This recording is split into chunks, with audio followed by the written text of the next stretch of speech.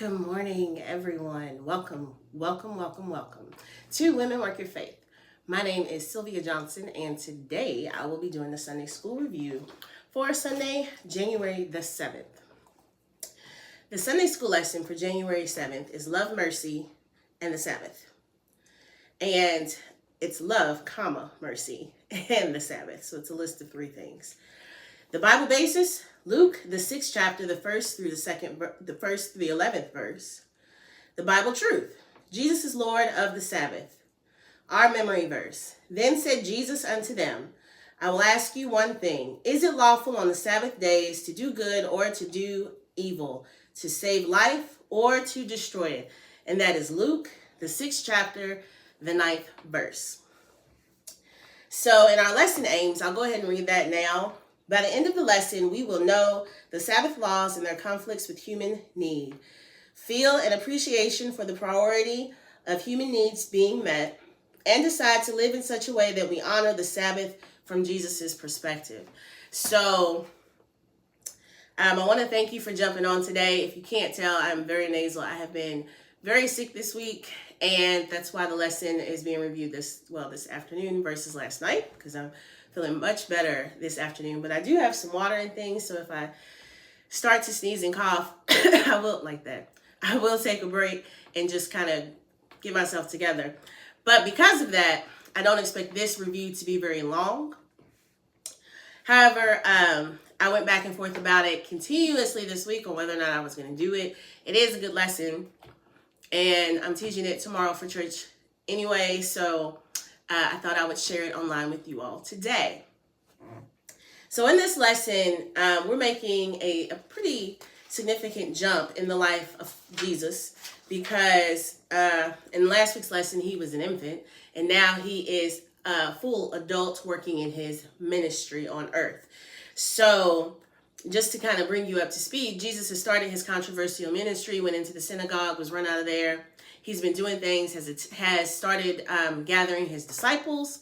He is getting the attention of the scribes and the Pharisees, which is about what the lesson is today. And he is beginning to teach what is and is not the will of God. And this account takes place before, looks like, the Sermon on the Mount, because it's before the Beatitudes. But it's an interesting look into the will of God, the law, how we as people think and live in our religious practices, and whether or not God is pleased with those things. So let's get into the lesson. In Luke, the 6th chapter, the 1st verse, it says, And it came to pass on the 2nd Sabbath after the first, that he went through the cornfields, and his disciples plucked the ears of corn and did eat, rubbing them in their hands. So Jesus is walking on the Sabbath day, which is lawful. And he's in someone else's field, which is lawful. But he and the disciples are hungry.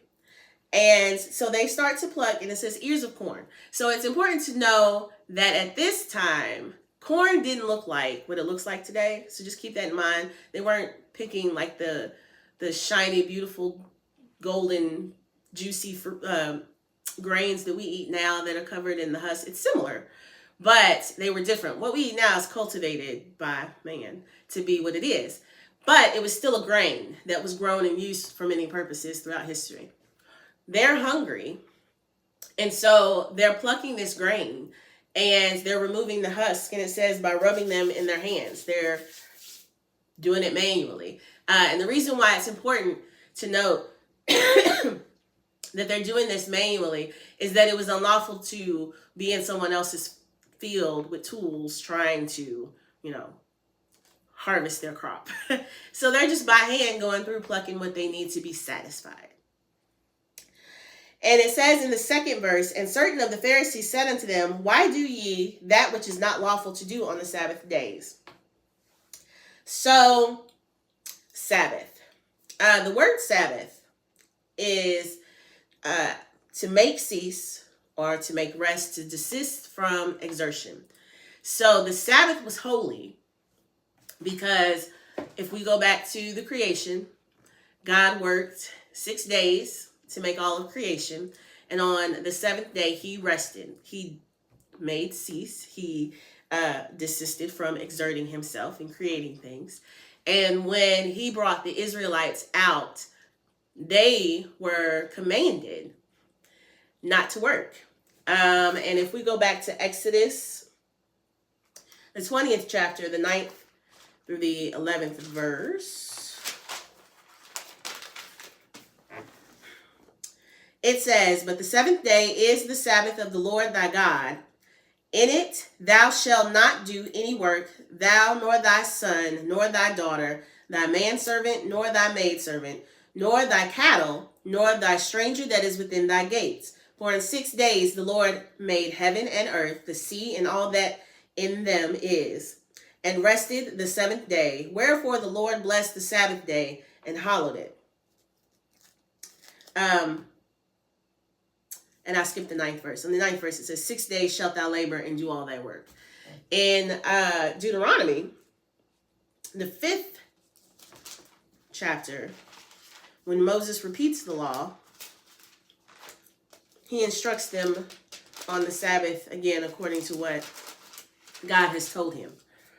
So, the 5th chapter, the 13th through the 15th verse, it says, 6 days thou shalt labor and do all thy work. But the seventh day is the Sabbath day of the Lord thy God.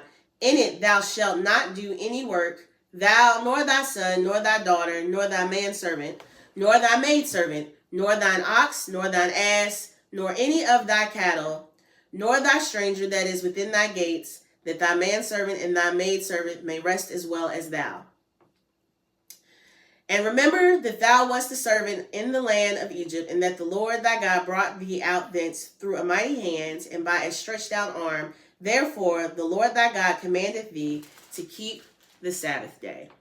And so Moses instructs them that it is God's commandment that they not do work on the Sabbath, that it is the commandment of God that that day remain holy, and they keep this day. They remember that God freed them as servants from Egypt, and they need to observe and follow after what God has told them to do. Fast forward to where they are today, right? So this is still the Jews, the children of Israel, and they are still observing the law. Now, the scribes, the Pharisees at this time saw what they did, and they said, "Why do ye that which is not lawful to do on the Sabbath day?" So what was the issue? They were picking corn. And so it's the law, much like today, is interpreted by people. What qualifies as this? When is this applied in this situation? And so what is the definition of work, right? So is work getting up and folding my clothes? Is work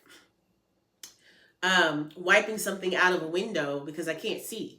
Things like that. And so all of these things were interpreted by, at that time, your scribes and your Pharisees, and taught to the people. And so picking corn in the field, according to them, was work, and it was unlawful because it went against what a person was allowed to do on the Sabbath.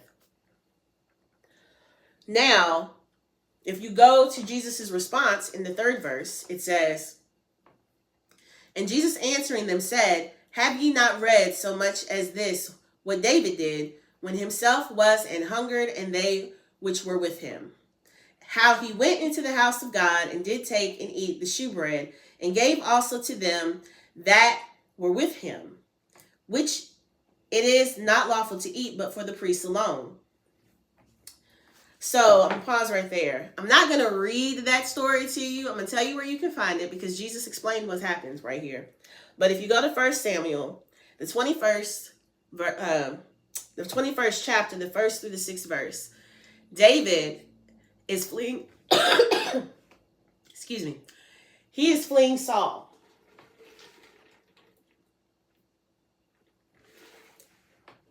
Okay. He is fleeing Saul, who is after his life, right? And he flees in a hurry. And so he gets to the tabernacle and he's hungry. And the only thing that's available is the shewbread. And after some slight deception and some conversing back and forth and convincing that he and the men that were with him were kept clean in their journey, the priest consents to give them the bread because that was all that there was there to eat.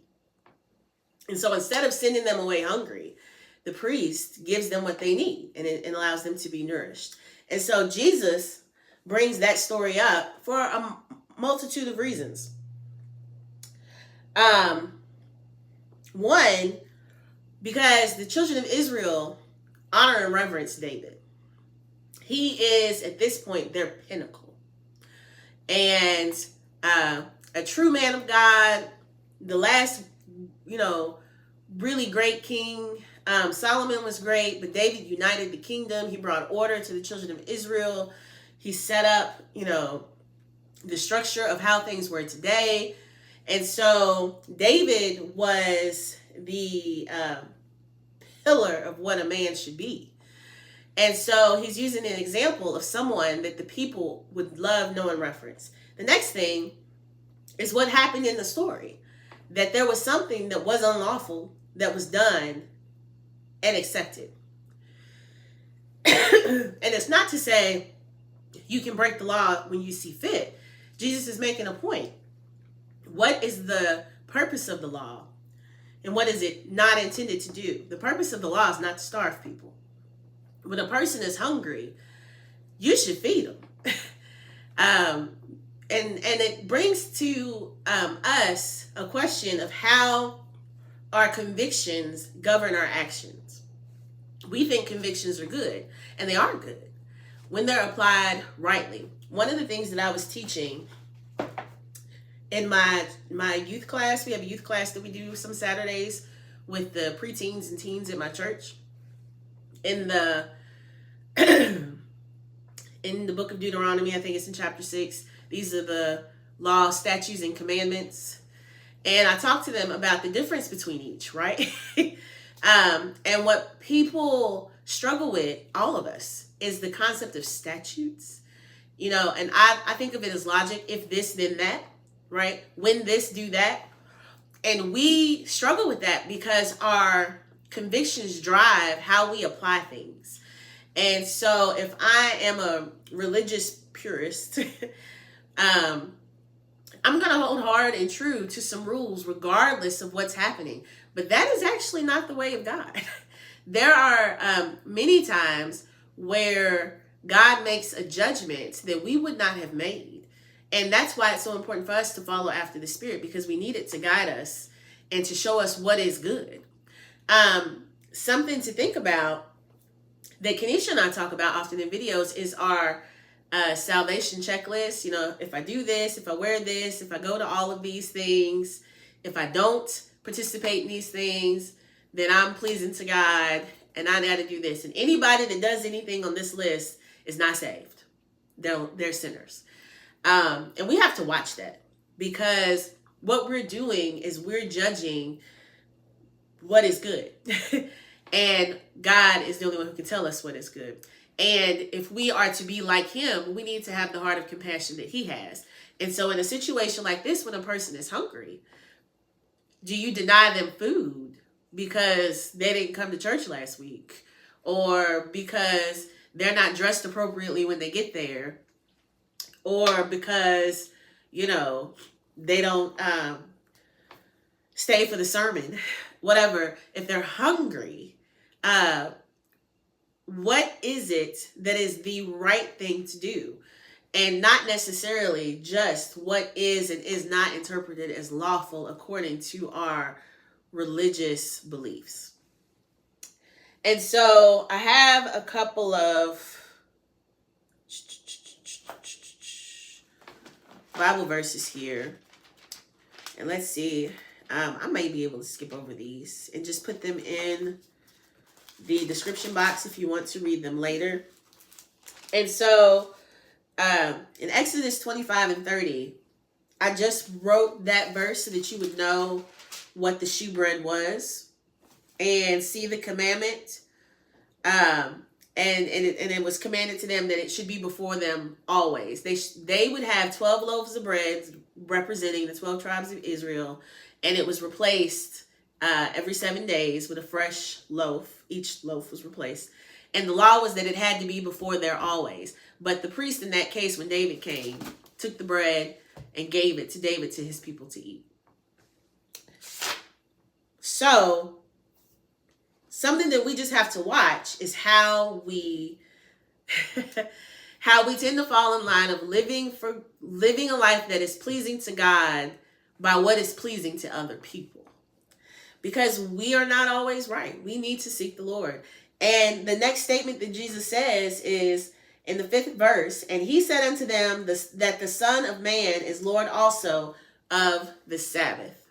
So after he establishes that in the right situation, judgments can be made about the law and you act accordingly, the Son of Man, which was also a term that they would have been familiar with, because Daniel saw the Son of Man and he was lifted up and elevated.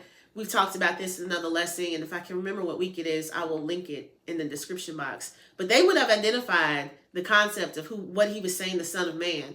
The one that God had anointed and chosen is over the Sabbath. So he's above that. And it doesn't mean that, again, that we are flippant and disregarding in what is pleasing to God. But those rules and those stipulations that God gave, the laws, the statutes, and the commandments, were to turn a wayward people back to him, to teach them how to live justly, to show them how to care for each other and the earth that he created. The Son of Man is above that. He didn't need that instruction.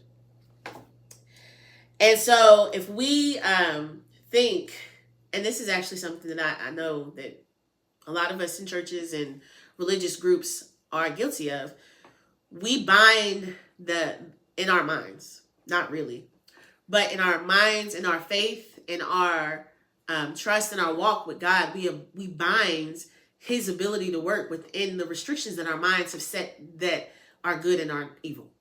And when you do that, you're showing that you don't really know him. So he's letting them know, remember, this Son of Man, who he is, this me, is above the Sabbath. And he's already introduced himself. Again, I told you he introduced himself in the synagogue. And he is demonstrating throughout his ministry who he is. So we're going to continue on. In the 6th verse, it says, and it came to pass also on another Sabbath that he entered into the synagogue and taught. And there was a man whose right hand was withered. And the scribes and Pharisees watched him, whether he would heal on the Sabbath day, that they might find an accusation against him. Now, I find this statement interesting because they see someone who has a disability in the synagogue. It was okay to be in the synagogue on the Sabbath. And then they see Jesus, who they know can heal him. So it's interesting. And we need to remember, people believe. People believe in God. People know what he can do. People know that Jesus is the Son of God. They don't follow after him. And so they're looking at Jesus and they know he can heal him. And they're waiting to see him do it so they can accuse Jesus of wrong. And the beauty in the gospel, the beauty in all the gospels, but really in the Gospel of Luke, it shows how the people who follow after God weren't following him at all and missed him when he came. And the work of the Lord here on earth to show those people who refused to see him for what he really was. And so they're watching. Now, come on, y'all. You know some people who look at a situation and hope you help them out so they can say something bad about you. I mean, that just shows how backwards people become when we start, and I've just been rolling on this and studying on this and praying on this continuously for the last year. When we really lean into our knowledge of good and evil. And in the last video that I posted, it's a little short video. If you have time, watch it. Kanisha said, she was pointing out how Eve leaned into her own understanding. And she was like, the Bible says not to lean into your own understanding. And I was like, well, she didn't have that. But we do. We have that. We have that word, not to lean into our own understanding. And so, again, that's why we need to follow after the Spirit. Because our own thoughts and our own actions, our own work, can directly go against God when we look at something on paper and the rule says we can do this is right. And it's not right. It's wrong. That is not pleasing to God to watch a man suffer and wait for someone else to heal that man so they can suffer too. Wrong. That's bad. So, in the 8th verse, it says, but he knew their thoughts and said to the man which had the withered hand, rise up and stand forth in the midst. And he arose and stood forth. And then said Jesus unto them, I will ask you one thing. Is it lawful on the Sabbath days to do good or to do evil, to save life or to destroy it?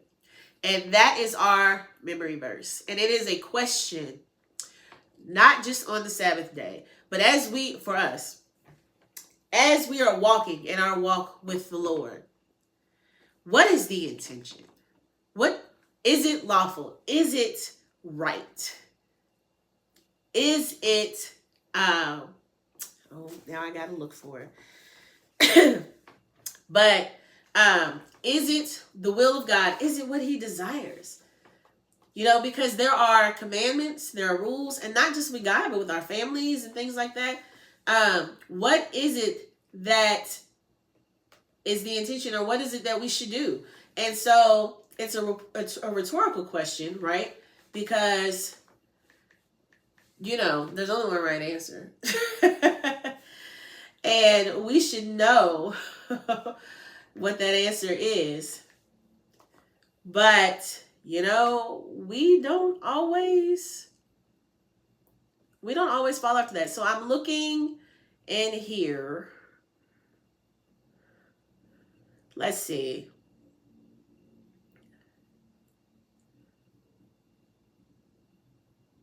Maybe I already had it. Okay. So let us go to Galatians.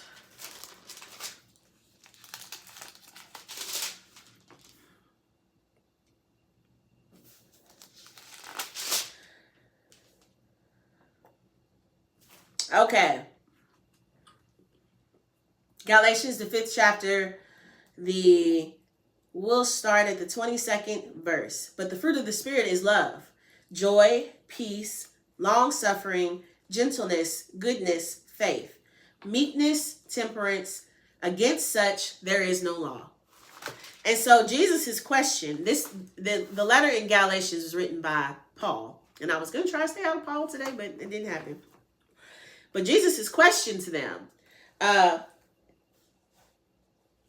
is it lawful on the Sabbath days to do good or to do evil, to save life or to destroy it? Think of those fruits of the Spirit.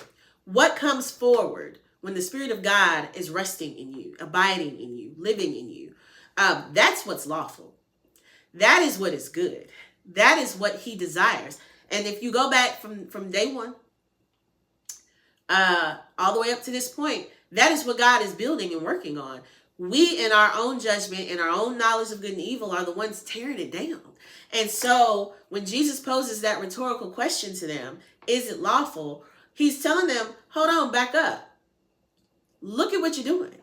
Think about the God you say you serve, the one you say you live for, the one you say is going to deliver Israel. And what is it that, whose law you say you live by, right? What is it that is lawful according to him? And if you study the law, it's about justice. It's about doing right by each other and by yourself and honoring God, because that's how you honor him, you know? And so that question there was only one right answer. And it says, and looking round about upon them all, he said unto the man, stretch forth thy hand. And he did so, and his hand was restored whole as the other. And they were filled with madness and communed one with another that they might do what they might do to Jesus. I'm going to go back to Galatians. So they got angry, okay? Jesus, knowing what was good, did what was good. Knowing what was lawful, knowing what was right. And the law he lived by was the law of God, okay? Because he was God in the flesh on earth. We talked about that in another lesson. He did what was good. And so he healed the man. But the people, your scribes and your Pharisees. Now your scribes were those who, scribe means to write, but they were the ones that wrote and interpreted the law and helped teach the law. The Pharisees were a religious sect. Just like we have now, we have different denominations. And, you know, some people believe baptism at birth. Some people believe baptism at confession. Some people believe once saved, always saved. We in the Church of God in Christ do not. And so that's similar to how things were back then. There were people who read the word and everybody got a different interpretation. And so they had judged what was lawful according to what their convictions were and how they interpreted the law and what they would have done. Because their goal was to keep themselves pure. But they were only keeping themselves pure according to what they thought was right. And so I'm saying going back to Galatians because it says, now the works of the flesh are made manifest, which are these. And I'm getting congested, so the lesson's almost over, you all. Adultery, fornication, uncleanness, lasciviousness, idolatry, witchcraft, hatred, variances, emulations, wrath, strife, seditions, heresies. So Paul identifies for us what is not works of the spirit, but works of the flesh. You see the works of the flesh coming forward right here when Jesus healed this man. And they got hot. Why are you angry at someone else's deliverance? This man's, I'm right-handed, what is considered for most people the dominant hand, the hand that you work most with, in a time where working was how you lived. By healing that man, he was made free. But you're angry. You would rather he suffer than to get free and healed on the Sabbath, on the day that is holy before God, and the day that we're supposed to reverence before him. And so you realize now that something's not right with these people. Their thinking is flawed. And I'm going to give you one more Bible verse. If we go to Luke, the 11th chapter, we're going to finish with something Jesus said.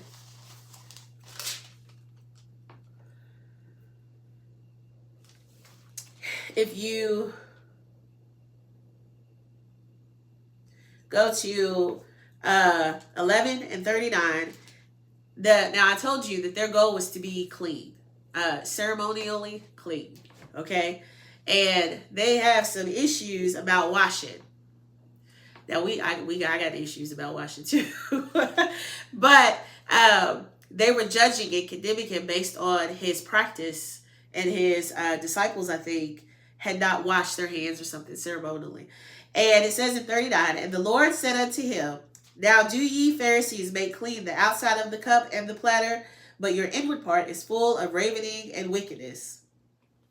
And so he talks, and keep reading all the way down to 44, about the inside. On the outside, you look good. You're wearing the right robes. You got on the right, because, you know, they had certain materials and linens they had to wear. They couldn't mix fabrics. You look good on the outside. Your hair looks fine. You know, you wash it whatever times of day. You're acting like you are the pious example of what people who follow after God should be. However, on the inside, he said, you're full of ravening and wickedness. The inside of you is disgusting. And we talked about, in another lesson, that stench in God's nostrils that I can't spell now. But what it means to be that stench. And so it doesn't matter how beautiful you present. The inside of you needs to be addressed. And he told them, you need to clean the inside of your cup. The inside of us needs to be clean. When the inside of us is right, what comes out will be right. And what came out in this situation in the synagogue was maliciousness, madness. It said they were filled with madness. So much that they communed, they gathered, joined together to conspire against him because of what he'd done to help another person. And so the truth of this lesson, if we go back to the aim, because I need to finish quickly, my sinuses are going downhill. It says, know the Sabbath laws and their conflicts with human need. And so the laws of the Sabbath, we covered in Exodus, but the conflict with human need, we should not put religious observances above doing what is pleasing to God. And Jesus also teaches us, when someone asked him what the greatest commandments were, to love others as ourselves. You don't want to walk around with a withered hand. You don't want to walk around hungry. You don't want to be unprovided for and uncared for. So if you love others as yourself, and if you honor God, know that he loves us. He don't want us walking around withered and unprovided for and cold and hungry when he's made provision for us through someone else to take care of it. So we need to remember that the laws on paper do not and should not conflict with what the will of God truly is. Feel an appreciation for the priority of human needs being met. You know, I've experienced things, it's a rub. This is where it's a rub for me, where I volunteered at the missions and people don't want to do this, don't want to do that. They need to go to church. They need to be saved. Yes, they do. But we also need to learn to serve. Jesus came anyway. We didn't act right. I posted on New Year's, one of the things that I have really learned about is how judgmental I can be. And when I do my assessment of others, I need to remember that I had not chosen him. He chose me when I had not chosen him. And he yet died for me when I had not chosen him. He went to the cross to death and triumphed and is ascended into heaven. I had not chosen him. Okay? And so all these things that we think people have to do to meet our criteria to receive our whatever, the Bible says, let this mind be in you, which is also in Christ Jesus. He chose us. Okay? Choose people. Decide to live in such a way that we honor the Sabbath from Jesus' perspective. I think I summed it up in the last statement. So, with that being said, thank you all for joining me and bearing with me. Pray for me in this. It is clearing up. I feel much better today, but I would like it to be gone. And so, thank you all so much. If you have any questions or comments or want to share anything, I respond to everything. If not, I will see you all next week. I think I'll do the first 3 weeks this month and then take a break at the end. But I'll also have some additional videos that I'll be posting. So be blessed. I enjoy doing this for you all. I will see you next week in Sunday school.